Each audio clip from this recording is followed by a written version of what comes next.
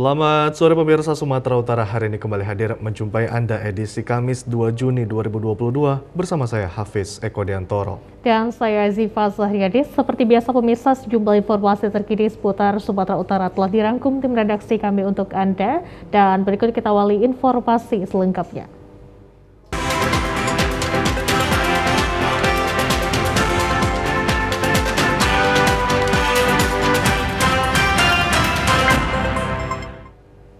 Pemirsa, satu unit mobil pribadi jenis Zebra berwarna silver terbakar usai melakukan pengisian bahan bakar minyak di SPBU Pasar Baru.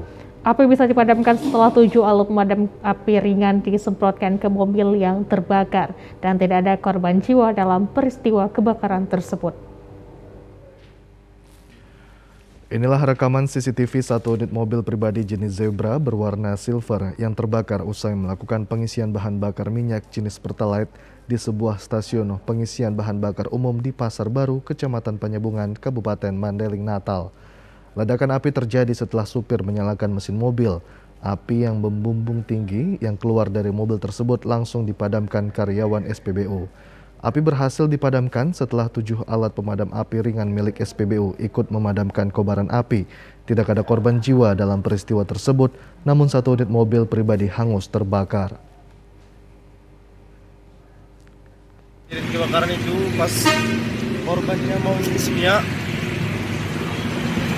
pas dia mengisi minyak langsung masuk mobilnya di starternya mobilnya itu langsung terbakar. Petugas SPBU langsung menyalakan penyemprotan terhadap mobil itu. Sekarang mobilnya di mana? Mobilnya sudah dibawa pemiliknya sendiri. Untuk korban jiwa ada nggak di itu? Kalau korban jiwa nggak ada.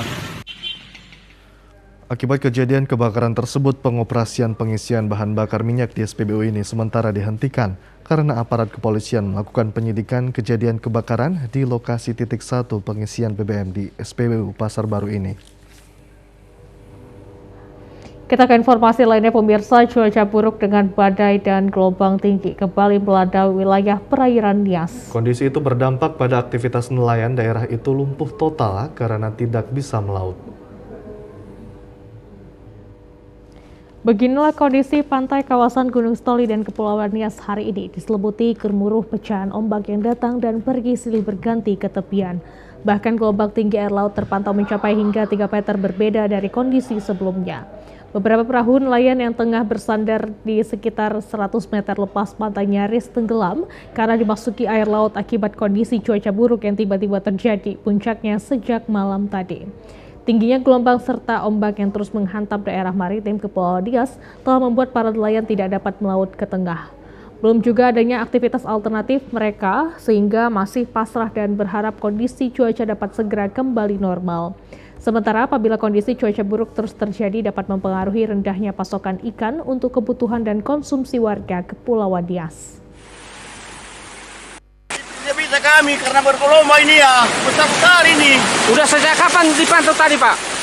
Gelombangnya kapan? Malam, dari kemarin. Jadi apa kegiatan sampingan Bapak? Nggak ada? Nggak ada lagi. Ya hanya melaut ini aja. Para nelayan yang juga menyebut biasanya musim badai seperti ini akan terus terjadi hingga akhir Juni, bahkan memasuki bulan Juli mendatang. Mereka hingga kini telah semakin mahir mengikuti arahan BMKG dan BPBD terkait kondisi membahayakan diri yang dapat berpotensi terjadi atas kondisi cuaca buruk, sehingga nelayan di daerah itu hanya harus memilih untuk tidak melaut. Namun pemerintah daerah telah diminta agar memprogramkan penguatan kapasitas dan permodalan usaha ekonomi alternatif nelayan sehingga mereka tetap mampu menghidupi keluarganya. Operasi Basarnas gabungan di hari kedua intensifkan pencarian satu orang nelayan terseret di laut pada kawasan Ujung Sialit, Kabupaten Singkil, Aceh. Sementara kondisi cuaca yang buruk di perairan Aceh juga kerap menghambat pencaharian ini. Belum membuahkan hasil pada operasi SAR hari pertama kemarin, kini tim kantor pencarian dan pertolongan atau Basarnas Nias hari ini masih terus melakukan operasi pencarian terhadap Asalman, pria 47 tahun yang terseret ke laut desa Ujung Sialit, Aceh Selasa lalu. Mengawali briefing, personil pencarian hari ini dilakukan dengan 2 pola pencarian korban dengan 2 regu bergerak secara paralel track spacing. Pada Regu 1, tim Basarnas gabungan bergerak melakukan penyisiran beberapa koordinat area laut yang diperluas dari titik mula-mula jatuhnya korban hingga ke kawasan pulau-pulau sekitar Kabupaten Singkil. Tim ini terdiri dari gabungan SAR dan TNI Angkatan Laut serta unsur kepolisian menggunakan 1 unit kapal RIP 04 milik Basarnas Nias. Informasi resmi yang dirilis Kepala Kantor SAR Nias Muhammad Agus Wibisono menjelaskan, sejauh ini kondisi cuaca sering menghambat operasi pencarian sehingga belum ditemukan tanda-tanda keberadaan korban. Gelombang yang cukup tinggi di area pencarian juga akan dievaluasi oleh pihak SAR, namun tim gabungan bertekad menemukan korban. Pihak keluarga nelayan Asalman, baik yang berada di Desa Ujung Sialit, Kabupaten Singkil Aceh, maupun keluarga besar yang berada di Pulau Nias dikabarkan telah saling berkumpul untuk memanjatkan doa keselamatan korban dan tim pencari. Menganggap perusahaan tidak menepati janjinya, puluhan mantan karyawan PT Graha Dura Ledong Prima, anak perusahaan dari PT Bakri Sumatera Group Plantation 2, kembali lakukan aksi demo di depan kantor perusahaan tersebut. Dalam aksinya, puluhan mantan karyawan tersebut menuntut agar dapat kembali dipekerjakan lagi di perusahaan. Dalam aksinya, sebanyak 35 orang mantan karyawan PT Graha 2 Ledong Prima dengan membawa spanduk dan sejumlah poster menuntut agar manajemen anak perusahaan PT Bakri Sumatera Group Plantation 2 supaya menepati janji yang telah mereka sepakati dalam aksi serupa beberapa bulan yang lalu. Karyawan yang di PHK tersebut merupakan putra daerah Desa Sukarame Baru dan Desa Sukarame agar dapat dipekerjakan kembali di perusahaan. Dalam aksinya juga mereka juga memprotes kebijakan manajemen menerima pekerja baru yang berasal bukan warga dari desa yang mereka yang dianggap sebagai diskriminasi kepada para pekerja putra daerah. Koordinator aksi Ramlan Nainggolan mengatakan aksi yang dilakukan ini untuk meminta General Manager datang menemui pendemo sekaligus menerima 7 poin tuntutan mereka, salah satunya upaya supaya karyawan yang dimutasi ke unit kebun agar segera dikembalikan ke unit PKS. Ada 7 poin yang kita akan ajukan ke perusahaan PT Graha Dura Ledong Prima BSP Sumut 2. Yang pertama, kami keberatan PHK sebanyak 35 orang karyawan PT Graha Dura Ledong Prima pada bulan November dan Desember 2021. 2. Pengajuan agar rekrutan karyawan baru di PT Graha Dura Ledong Prima mengumumkan warga setempat yang warga Sukarame dan Sukarame Baru. 3. Keberatan atas perekrutan sekitar 6 orang atau diduga lebih untuk menjadi karyawan baru di PT Graha Dura Ledong Prima yang direkrut pada bulan Maret dan bulan April 2022. Ini yang masih kita dapat, ada kemungkinan memang lebih. Staf Humas PT GDLP Timi Lubis menjelaskan bahwa pihak perusahaan hanya membuat notulen dan bukan membuat perjanjian dengan para pendemo terkait pemutasian karyawan. Hal tersebut sesuai ketentuan dan kebutuhan perusahaan, sedangkan hak karyawan yang di PHK sudah dikeluarkan oleh perusahaan sesuai peraturan dan undang-undang ketenaga kerjaan. Untuk ini kita harus sama pahami dulu Pak, masalah terkait warga masyarakat. Yang kita tahu itu adalah LSM, bukan masyarakat Sukarame atau Sukarame Baru. Terus yang untuk tuntutan sepihak, nah itu manajemen dan yang ex karyawan kita sudah melakukan perjanjian, ada tanda tangan PB semuanya. Dan semua hak mereka sudah dibayarkan oleh perusahaan. Terkait masalah putra daerah yang tidak dipekerjakan di sini, itu bagaimana? Kalau terkait putra daerah, kita pahami sama-sama, yang namanya putra daerah itu adalah Labura, Pak, Labuan Batu Utara. Jadi itu adalah semua karyawan kita dari Labura, Pak. Pada akhir orasinya, para pendemo berjanji akan datang kembali dengan membawa massa yang lebih besar dan akan melakukan pemblokiran jalan.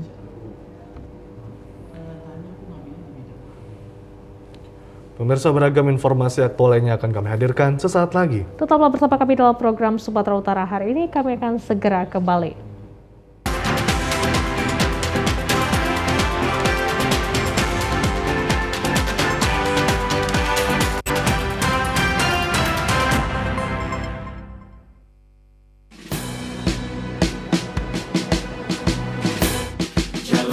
Hari dengan 3 wajib iman, wajib amal,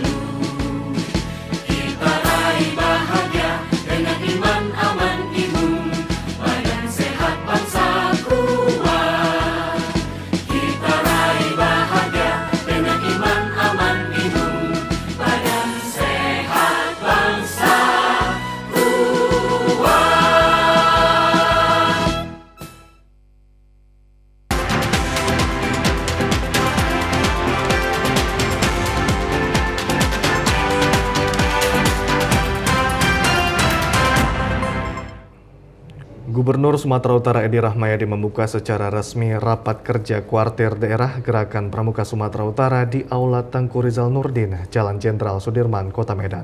Raker yang diikuti utusan kuartir daerah Sesubut ini berlangsung hingga 3 Juni mendatang. Secara resmi Rakerda Kuartir Daerah Gerakan Pramuka Sumatera Utara dibuka oleh Gubernur Sumatera Utara Edi Rahmayadi. Gubernur Sumut Edi Rahmayadi mengatakan akan terus mendukung beragam kegiatan program pramuka yang akan dilakukan dalam waktu dekat seperti Jambore Daerah pada 21 hingga 26 Juni 2022 dan Jambore Nasional pada 14 hingga 21 Agustus 2022 mendatang. Dengan adanya event Jambore Daerah dan Jambore Nasional, Gubernur Sumatera Utara Edi Rahmayadi meminta agar beragam program kerja yang akan dilakukan dapat dipersiapkan sebaik mungkin. Edi Rahmayadi yang juga merupakan Ketua Majelis Pembimbing Daerah Kuarda Sumut berharap kepada seluruh pimpinan pramuka di kuartir daerah dapat mengembalikan kejayaan pramuka di Sumatera Utara dengan cara memasukkan kegiatan pramuka dalam kurikulum ekstrakurikuler di setiap sekolah. Tujuan dan cita-cita pramuka, karena saya pramuka itu dari tingkat SD sampai saya SMA. Banyak ilmu yang saya petik dalam kehidupan di dalam pramuka ini. Yang pastinya adalah nilai-nilai kebangsaan itu. Diatur dari kurikulum, ada materi-materi pendidikan untuk kejuangan. Itulah pramuka. Nah, saat ini pramuka itu dimasukkan ke dalam kurikulum ekstrakurikuler mulai dari SD, SMP, SMA di sekolahan. Tetapi yang saya lihat itu hanya pakaiannya saja pramuka. Materi-materi itu tak dilakukan. Nah, ini ya saya sampaikan khusus untuk di Sumatera Utara. Saya akan kembalikan materi-materi pendidikan pramuka itu ditangani oleh kuartir daerah. Atur kurikulumnya, latihkan kembali sehingga anak-anak kita siap dan tahu benar untuk membela negara ini. Sementara itu Ketua Kuartir Daerah Gerakan Pramuka Sumatera Utara Nurdin Lubis berharap utusan kuartir daerah Sesumut yang mengikuti Rakerda pada hari ini hingga 3 Juni mendatang dapat mensukseskan program kerja untuk agenda terdekat yakni Jambore Daerah maupun Jambore Nasional. Kepada peserta Rakerda akan kita laporkan apa yang kita kerjakan tahun ini, sudah ada programnya, dan apa yang akan kita kerjakan tahun 2023. Tadi sudah sampaikan bahwa event penting yang adalah Jambore Daerah. Ini kan jadwal 5 tahunan. Jambore Daerah kita laksanakan insya Allah tanggal 21 sampai 26 Juni, lanjut Jambore Nasional tanggal 14 sampai 21 Agustus 2022. Nah, itulah kira-kira inti daripada Rakerda ini. Harapan kita semua para tenaga besar pramuka di Sumatera Utara, mulai daripada Madinya tadi, Madi kita adalah Pak Gubernur di Kabupaten Kota dan Bupati Wali Kota, kuartir cabang sampai kuartir ranting siap mensukseskan ini. Harapan kita gitu supaya kita karena ada misi yang kita bawa ke sana, membawa nama baik Sumatera Utara seperti harapan Pak Gubernur, bagaimana menciptakan masyarakat Sumatera Utara yang bermartabat. Itu kira-kira. Terima kasih ya. Terima kasih, Pak. Pemirsa, Gubernur Sumatera Utara Edi Rahmayadi memberikan tali asih kepada 12 atlet Sumut yang meraih prestasi baik di arena SEA Games 2021 di Vietnam baru-baru ini. Pemberian tali asih yang diserahkan di ruang kerja Gubernur kemarin dihadiri pengurus KONI dan pengurus provinsi cabang olahraga. Gubernur Sumatera Utara Edi Rahmayadi mengatakan pemberian tali asih sesungguhnya bentuk apresiasi rakyat Sumatera Utara kepada sebuah atlet yang mengharumkan nama daerah maupun negara. Meraih prestasi memang tidak mudah, tetapi jika sebuah pelatihan dilakukan sesuai dengan program dan dibarengi dengan doa, maka peluang untuk meraih yang terbaik akan tercapai. Gubernur berharap agar sebuah atlet untuk tetap latihan yang maksimal, sebab tahun 2024 mendatang akan ada event Pekan Olahraga Nasional, di mana Sumatera Utara Utara bersama Provinsi Aceh akan menjadi tuan rumah PON. Ketua KONI Sumatera Utara John Ispadi Lubis menjelaskan, dari 12 atlet yang mewakili Indonesia di ajang SEA Games bulan Mei lalu, atlet Sumut menyumbangkan 2 medali emas, 9 perak, dan 2 perunggu. Ke-12 atlet tersebut merupakan atlet cabang olahraga wushu, karate, bowling, tinju, kickboxing, futsal, dan sepak bola. Kita sebagai Ketua KONI berterima kasih kepada Gubernur Sumatera Utara yang begitu mengapresiasi perjuangan atlet-atlet asal Sumut di dalam SEA Games tersebut. Dan langsung beliau memerintahkan akan dianggarkan dan kemudian diperintahkan saya selaku Ketua KONI untuk mendahulukan. Dan ini adalah suatu apresiasi yang sangat kita hormati dari seorang Gubernur Sumatera Utara. Pengurus cabang olahraga wushu Sumatera Utara Darsen Song di sela acara pemberian tali asih tersebut menyatakan terima kasihnya kepada gubernur yang telah memberikan tali asih kepada atlet wushu. Pada gelaran SEA Games tersebut, atlet wushu Sumut menyumbangkan 1 medali emas, 3 perak, dan 1 perunggu. Darsen Song berharap pemberian tali asih akan semakin memotivasi para atlet wushu Sumatera Utara khususnya, sehingga pada gelaran PON mendatang cabang olahraga wushu akan lebih banyak lagi menyumbangkan medali untuk kontingen Sumatera Utara. Tentunya sebagai Ketua Umum Pengurus Wushu menyampaikan apresiasi dan terima kasih kepada pemerintah Provinsi Sumatera Utara, dalam hal ini Gubernur, yang telah memberikan tali asih kepada para atlet-atlet yang telah berhasil tampil gemilang di ajang internasional SEA Games Vietnam yang baru lalu. Pemberian ini tentunya memberikan motivasi dan semangat tersendiri bagi para atlet untuk lebih berprestasi lagi, dan akan memfasilitasi para atlet berprestasi ini untuk bisa bekerja di perusahaan daerah. Dan tentunya ini menjadi harapan dari para atlet, karena mereka memiliki kekhawatiran setelah tidak menjadi atlet ini tidak akan mempunyai lapangan kerja. Mungkin kekhawatiran mereka itu. Sementara itu pemirsa, di daerah Kecamatan Porsea, Kabupaten Toba, setelah panen padi, masyarakat menjadikan sawah garapannya menjadi kolam ikan air tawar. Hal ini telah berlangsung hingga turun-temurun dari generasi ke generasi, yang menjadi tradisi dalam kehidupan orang Batak mencari nafkah di bidang pertanian.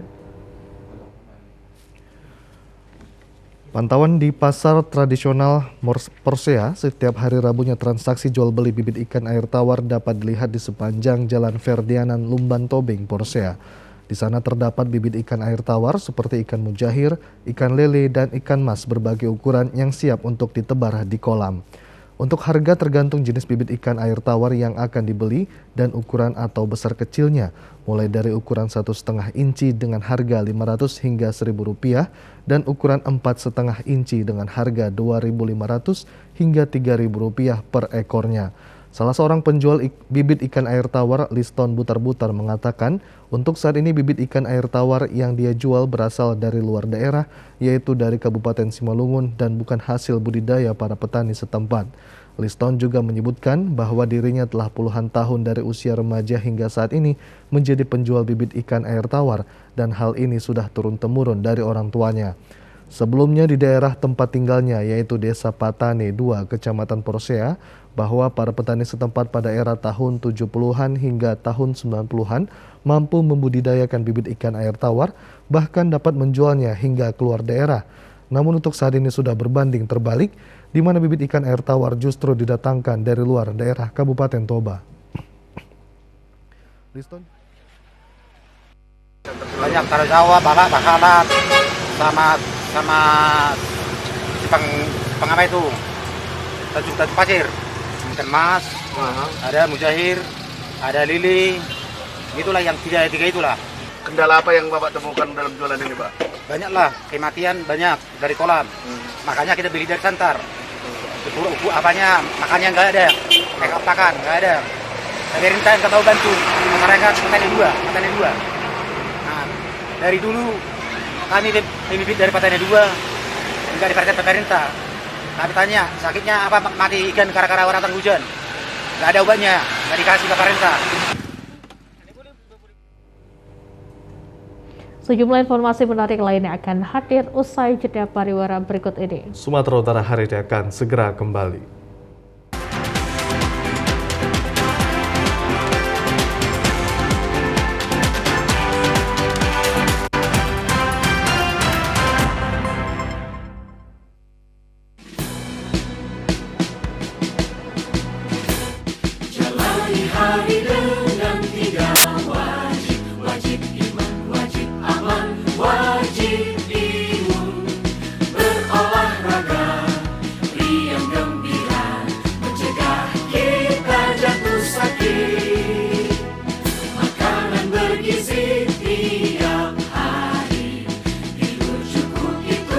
pasti.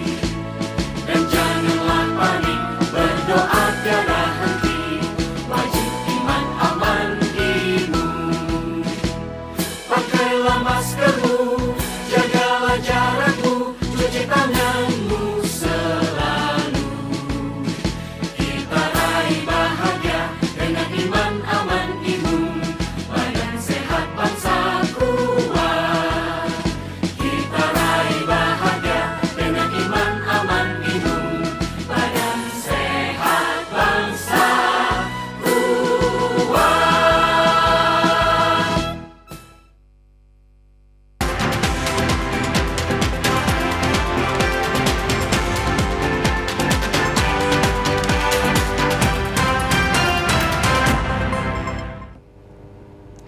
Kita ke informasi selanjutnya pemirsa. Kebaktian kebangunan rohani untuk usia emas Happy Family kembali dilakukan di Gedung Satputra Persada Jalan Banjur Batu, Medan kemarin. Kebaktian yang dilakukan disambut antusias oleh para jemaat usia emas Happy Family karena memiliki kerinduan dalam memuji dan memuliakan nama Tuhan. Mengawali bulan Juni tahun 2022, Badan Kerja Daerah GBI Sumatera Utara dan Aceh bersama Perwil GBI Kota Medan kembali melakukan KKR kepada para lansia umat Kristiani yang tergabung dalam umat Happy Family. Kerinduan para jemaah umat Happy Family terlihat dari sukacita dalam menyanyikan pujian bagi Tuhan. Kasubidang Umas Happy Family BPBD GBI Sumatera Utara Aceh Pendeta Sengki mengapresiasi ketua dan para wakil ketua serta ketua Perwil Medan yang ikut mensukseskan acara KKR bagi usia emas Happy Family Kota Medan.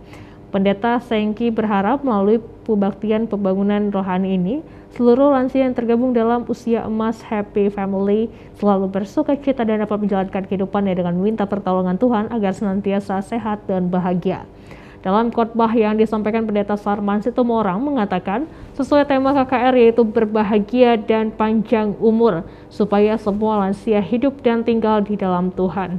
Dikatakan, setiap lansia Kristiani dalam usianya yang sudah lanjut sangat memiliki kerinduan dalam memuji dan memuliakan nama Tuhan, dan untuk itu KKR ini hendaknya dilakukan secara kontinu.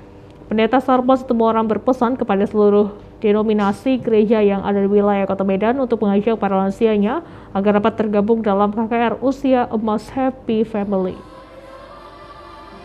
Umat Tuhan, khususnya mereka yang lansia, berusia lanjut, mereka betul-betul hidup di dalam Tuhan. Dengan hidup di dalam Tuhan, maka perkataan Tuhan yang memberikan panjang umur, kekuatan dan kesehatan serta berkat-berkat lain yang melimpah dalam kehidupan mereka pasti akan digenapi. Mereka sangat antusias karena apalagi kan pelayanan semacam ini kan, ya Umat Happy ini kan baru ini ada pelayanan di Kota Medan ini, artinya ketika mereka ditaruh perhatian yang khusus ya, mereka begitu bersemangat, begitu antusias, dan kayaknya ini perlu ditindaklanjuti dengan waktu yang lebih sering lah kira-kira begitu. Barangkali semua pihak ya, utamanya gereja dan lembaga-lembaga kemasyarakatan bisa membuka pintu dan memberikan perhatian khusus kepada pelayanan model seperti ini. Ini namanya model kategorial. Kategorial itu artinya yang dikhususkan bagi para lansia. Kebaktian untuk para lansia yang tergabung dalam Umas Happy Family dikemas dengan baik, sehingga seluruh rangkaian kegiatan yang dilakukan diikuti dengan sangat bergembira dan penuh semangat. Alumni SMA Negeri 3 Medan Semantik 81 gelar acara Halal Bihalal Hari Raya Idul Fitri 1443 Hijriah tahun 2022 usai sebulan menjalankan ibadah puasa berlangsung di Grand Kanaya Hotel Medan. Diharapkan dengan gelar Halal Bihalal bertemakan sucikan hati dalam mempererat silaturahmi sesama alumni menjadi momentum penguatan hubungan sesama alumni. Acara yang bertemakan Sucikan Hati dalam mempererat silaturahmi sesama alumni dihadiri segenap alumni tahun 1981 dan tercatat mereka yang telah pensiun maupun aktif dengan berbagai prestasi, keunggulan yang dicapai hingga menyandang berbagai amanah jabatan penting di berbagai tempat di tanah air. Turut menyampaikan kata sambutan Ketua Umum Semantik 81 Brigjen Purnawirawan Fahri Murad, pada intinya menyampaikan perlunya para alumni membuka suasana baru untuk lebih menguatkan silaturahmi dengan mensucikan hati sekaligus bersyukur atas apa yang telah dilakukan selama ini membangun dunia pendidikan umumnya dan secara khusus di SMA Negeri 3 Medan. Pada acara halal bihalal tersebut disampaikan tausiah oleh Ustadz Akhyar sekaligus menyampaikan makna sesungguhnya halal bihalal. Akhyar menyebutkan wajib saling memaafkan satu sama lain dengan berupaya membuka lembaran baru dan jika sudah saling memaafkan. Sementara Ketua Panitia Halal Bihalal Alumni Semantik 81 Emri Rangkuti mengatakan dengan kegiatan halal bihalal menjadi momentum menguatkan kembali silaturahmi untuk dapat saling berhubungan melalui jalinan komunikasi erat antar para alumni sehingga ke depan diharapkan wadah yang sudah dibangun oleh segenap alumni Semantik ke depannya semakin kuat lagi. Jadi yang selama ini kita tahu masa-masa COVID, ya kan? Jadi kita tidak bisa berkumpul dan sekarang sudah level 1, kita bisa berkumpul di sini, bersilaturahmi, bersama-sama, saling bertemu, saling mempererat silaturahmi yang kedepannya agar persaudaraan lebih ditingkatkan lagi, sehingga di antara kita terjalin hubungan yang erat ke depan.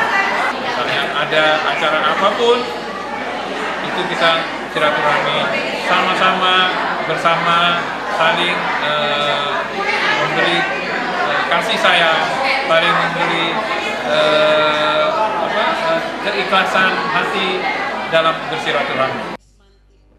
Pada acara halal bihalal tersebut dilakukan pemberian tali asih kepada para alumni yang akan menunaikan ibadah haji tahun 2022 dan pemberian santunan kepada salah seorang alumni yang menderita sakit serta kegiatan hiburan lainnya. Pendaftaran penerimaan peserta didik baru online untuk tingkat SMP di Kota Medan akan mulai di minggu ketiga pada bulan Juni 2022. Petunjuk teknis dan panitia masih mengacu pada Permendiknas tahun 2021 terkait PPDB online. Pelaksanaan PPDB online untuk jalur zonasi menyediakan kuota sebanyak 50%, sedangkan jalur prestasi sebesar 30% dari jumlah kursi yang tersedia di setiap sekolah dan afirmasi 15%, serta perpindahan orang tua dan guru sebanyak 5%. Kepala Bidang Pembinaan SMP Dinas Pendidikan Kota Medan, Bambang Sadewo, mengatakan untuk tingkat SMP seleksi masuk ke sekolah negeri hanya satu kali tes, di mana calon siswa hanya dapat memilih satu jalur yang dikehendaki. Berbeda dengan tingkat SMA, di mana bagi siswa yang tidak lulus lewat jalur prestasi masih bisa menggunakan jalur zonasi. Dikatakan untuk memberikan kemudahan kepada calon siswa atau orang tua siswa dalam mengakses aplikasi PPDB online, Dinas Pendidikan Kota Medan akan bekerjasama dengan pihak kelurahan dan menyediakan wifi corner sehingga seluruh calon siswa SMP negeri tidak mengalami kendala dalam proses pendaftaran. Kabid Pendidikan Kota Medan menjelaskan, untuk jalur zonasi, maksud kami prestasi, setiap siswa wajib melampirkan nilai rapot kelas 1 hingga kelas 6 pada semester 1. Kabid Pembinaan SMP Kota Medan berpesan agar setiap orang tua dan calon siswa wajib teliti dan menentukan jalur yang akan dipilih dan pastikan domisili tempat tinggal serta memastikan aplikasi yang sudah dimasukkan harus sudah dikonfirmasi oleh Dinas Pendidikan sehingga setiap calon siswa dinyatakan lulus secara administrasi pendaftaran. Kabid Pembinaan SMP Kota Medan berharap agar tidak ada lagi orang tua siswa yang mempercayai calo yang mengaku dapat meluluskan calon siswa lewat berbagai pihak karena sistem penerimaan calon siswa SMP murni berdasarkan juknis yang ada. Menghimbau bahwa pelaksanaan ini tidak ada meminta apapun dan dilaksanakan secara online. Oleh karena itu, ikutilah aplikasi yang ada dan jangan percaya dengan calo-calo yang mengatasnamakan dinas ataupun kepala sekolah. Tidak ada itu. Kita tetap mengikuti peraturan. Nah, untuk zonasi itu ada 50% nanti. Afirmasi pertama bukan. Zonasi 50%, prestasi 30%, afirmasi 15% dan perpindahan orang tua serta guru itu ada 5%. Kita berbeda dengan SMA.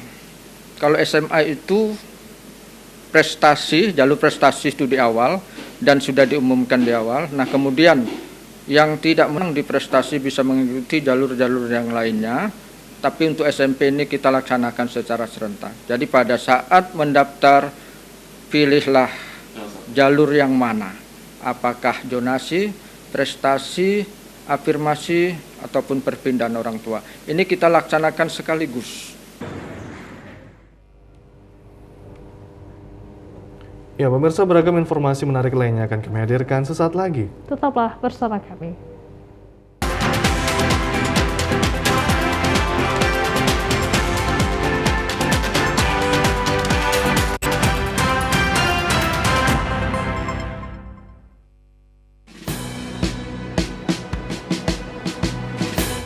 Jalani hari dengan 3 wajib, wajib iman, wajib aman, wajib imun. Berolahraga, riang gembira, mencegah kita jatuh sakit. Makanan bergizi tiap hari, tidur cukup itu pasti.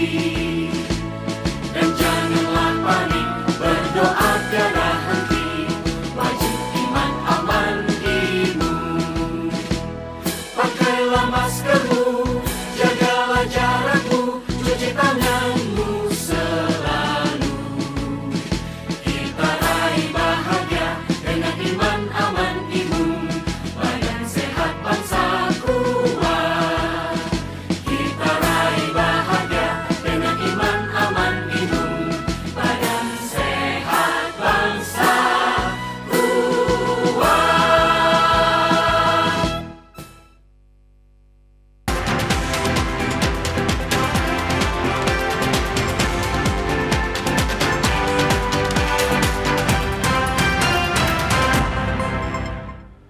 Terima kasih Anda masih menyaksikan Sumatera Utara hari ini. Pemirsa, pengungsi korban erupsi Gunung Sinabung, Kabupaten Karo dari 3 desa dan 1 dusun menagih janji dari pemerintah Kabupaten Karo atas lahan usaha pertanian yang sudah dijanjikan. Sampai saat ini pengungsi Sinabung yang merupakan petani merasa kebingungan untuk mencari nafkah karena selama ini di pengungsian tidak adanya lahan dan terpaksa bekerja di ladang milik orang lain.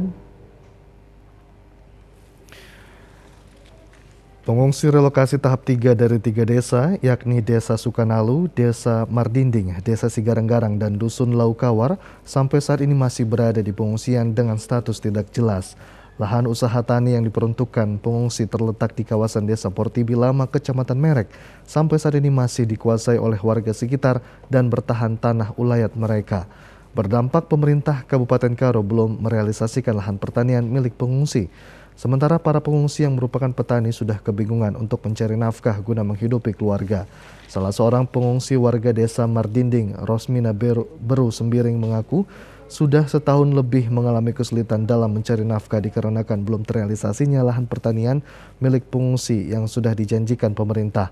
Untuk mencari penghasilan sehari-hari dan kebutuhan anak sekolah, terpaksa harus bekerja di ladang milik orang lain dengan upah yang pas-pasan. Keadaan kami dari 2010 kami keadaan seperti inilah, cari kerja mocok-mocok ke ladang orang lain. Sangat susah untuk membiayai anak sekolah, belum lagi kebutuhan sehari-hari. Macam mana dibilang kok sulit kalau mengingat tanaman di kampung ditinggalkan. Kami sangat sedih sekali. Kalau dibandingkan dengan keadaan kami sekarang ini, kerja cari upahan ke ladang orang. Kalau di kampung dulu kami cukup belanja kami karena tanam kopi, semua memiliki kopi. Katanya bulan 3 nggak ada kabar. Ini lagi katanya bulan 6. Bulan 6 berapa hari lagi udah sampai bulan 6. Tapi nggak ada kepastian sampai sekarang. Kami ini kan sama saja kayak terlontang-lantung. Pada bulan Desember tahun 2021 kemarin, ratusan pengungsi melakukan aksi demo ke kantor DPRD Kabupaten Karo untuk menuntut lahan pertanian dan janji pemerintah untuk realisasi lahan pertanian paling lambat pada bulan Juni tahun 2022. Mengungsi di sini di Siosar udah 1 tahun kami tempati yang dikasih cukui. Karena nggak ada dikasihnya respon sama sekali ladang kami orang petani. Jadi kami kalau nggak ada ladang kami, mana mungkin kami ada di atas. Awalnya janjinya bulan 12 kami demo, katanya bulan 3 yang paling cepat, bulan 6 yang paling lambat. Tolong kami Bapak, katanya 5.000 meter Pak. Nah, 5.000 meter sudah dapat.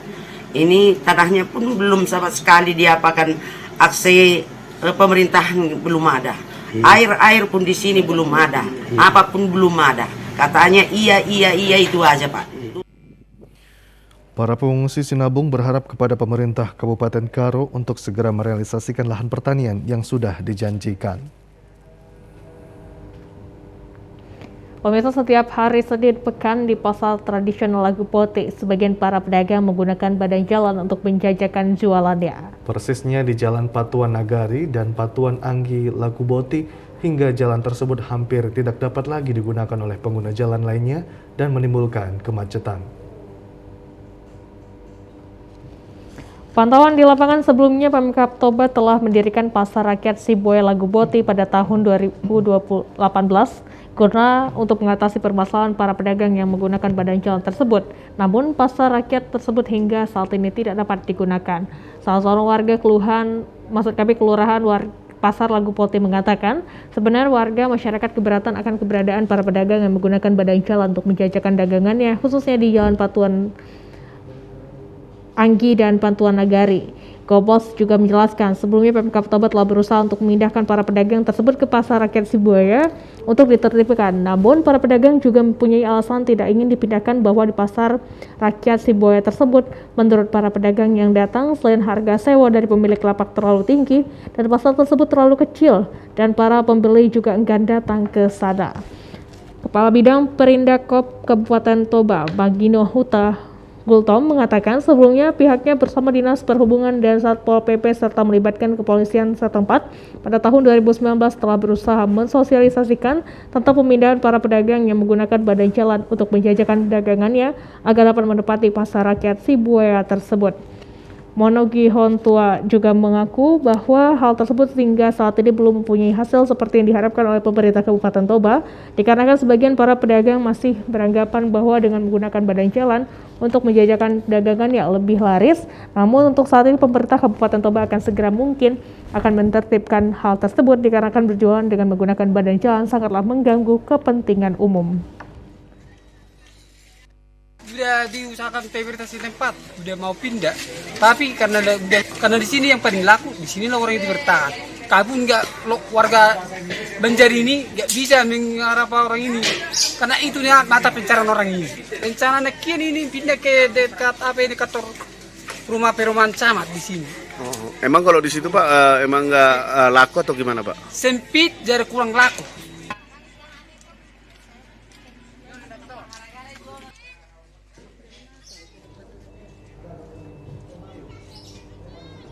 Kita sudah berupaya sebetulnya dengan terkait termasuk Satpol PP, Dinas Perhubungan dari Kepolisian Lagu Boti dan Ramil Lagu Boti melakukan penertiban tahun 2015, tahun 2020 supaya semua pedagang yang masih berjualan di bahu jalan agar menempati lapak yang telah bagikan.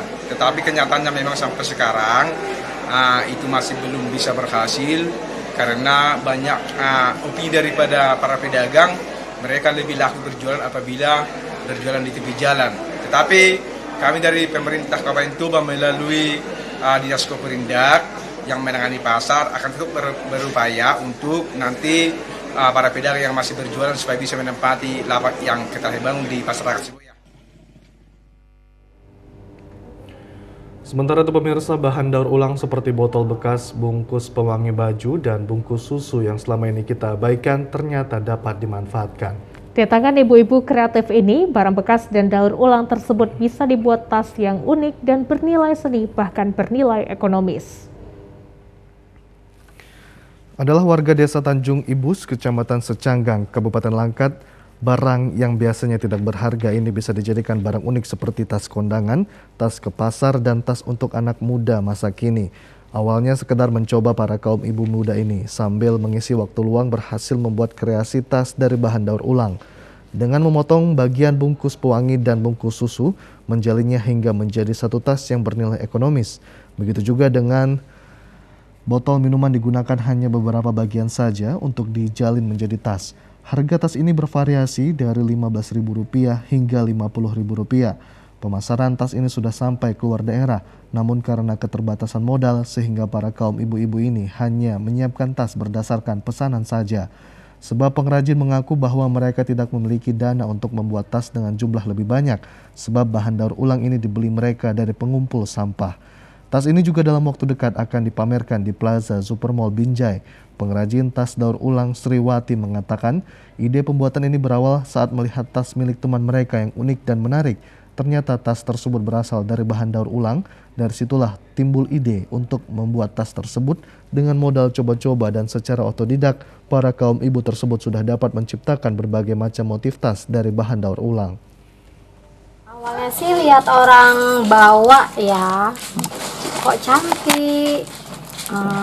Sempet nanya juga sih beli atau gimana, rupanya ternyata orangnya buat sendiri. Jadi cobalah ditanya gimana cara buatnya, ternyata oh gampang kok.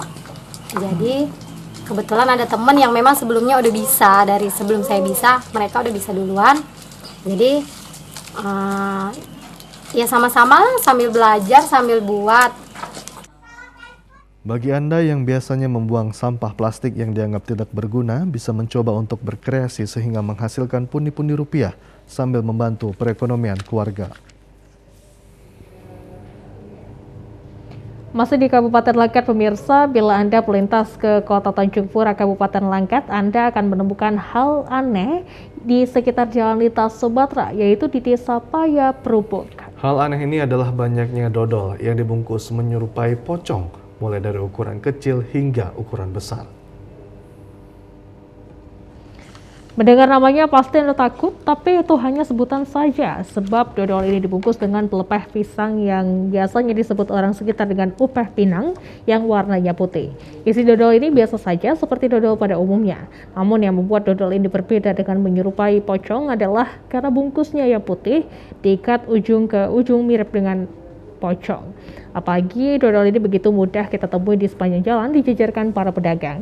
Cara membuat dodol ini seperti dodol pada umumnya, terbuat dari bahan tepung terigu, pulut, gula merah asli, santan, dan yang secukupnya, dan dimasak menggunakan tungku dan masih menggunakan kayu bakar.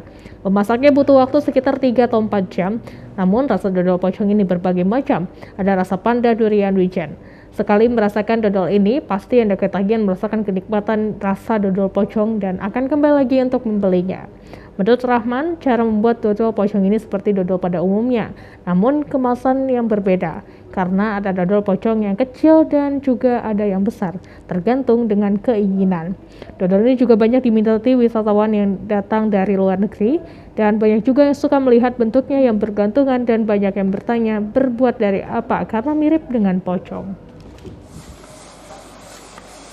Biasanya dijajakan kemana aja tuh? Luar negeri ada juga katanya. Mana yang pingin, selera nengok ya, suka nengok itu. Udah. Aneh ke tengoknya tuh, udah lupih tuh kan. Apa ini, orang tuh tak tahu itu pembungkusnya apa, kata dia bilang. Tak tahu upih itu kan. Kalau awak pikir-pikir kan apa lah ini, kata dia bilang. Upih pinang ya? Upih pinang, upih pinang. Apabila Anda melintas di jalan ini, tidak ada salahnya untuk merasakan dodol pocong atau sebagai oleh-oleh untuk keluarga. Pada musim panen tahun ini, sejumlah pedagang di Kecamatan Muara, Kabupaten Tapanuli Utara mulai menjajakan buah mangga muara hingga keluar kota. Buah mangga ini merupakan salah satu komoditas pertanian yang sudah turun-temurun dari peninggalan orang tua dan leluhur mereka sebelumnya.